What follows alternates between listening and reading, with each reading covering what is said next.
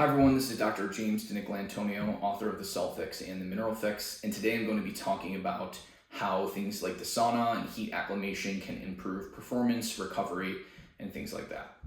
So this is actually going to be detailed in an upcoming book on athletic performance that I'm writing, but I wanted to give you guys just a quick sneak peek on how you can actually use things like the sauna to improve performance.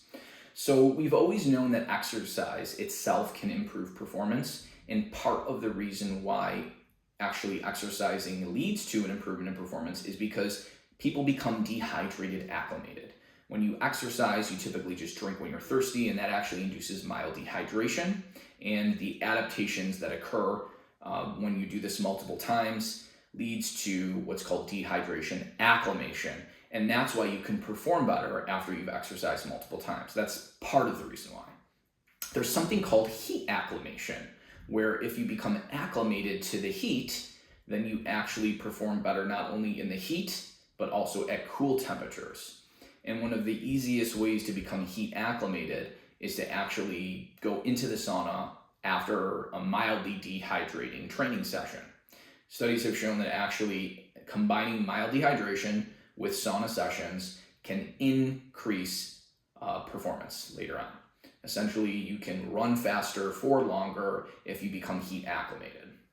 Now, typically to get most of the benefits of heat acclimation, you need to go into something like the sauna or train in the heat for at least 7 days. It's best to go 2 weeks or even 3 weeks every single day, and then rehydrating appropriately either during the sauna session or afterwards.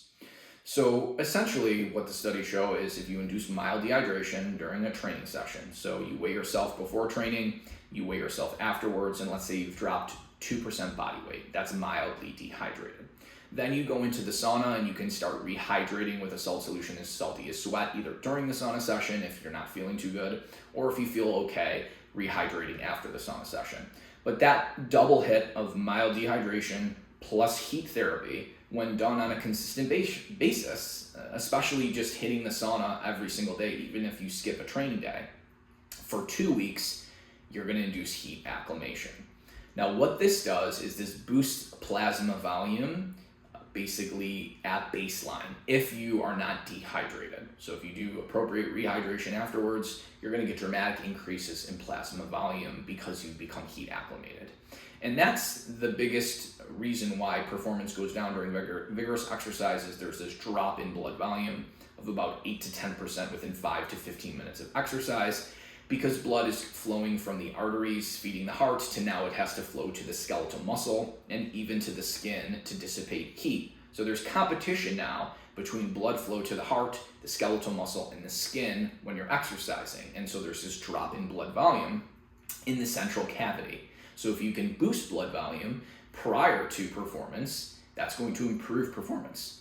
And one way to do that is to become heat acclimated. The body essentially becomes dehydrated and it adapts and becomes heat acclimated by boosting baseline blood volume. So your blood volume is actually increased. Now this also happens simply by performing certain types of exercise, either endurance exercise or super physiologic, like sprinting all out as fast as you can. Doing that multiple times can actually boost baseline plasma volume and improve performance. But heat acclimation does the same effect.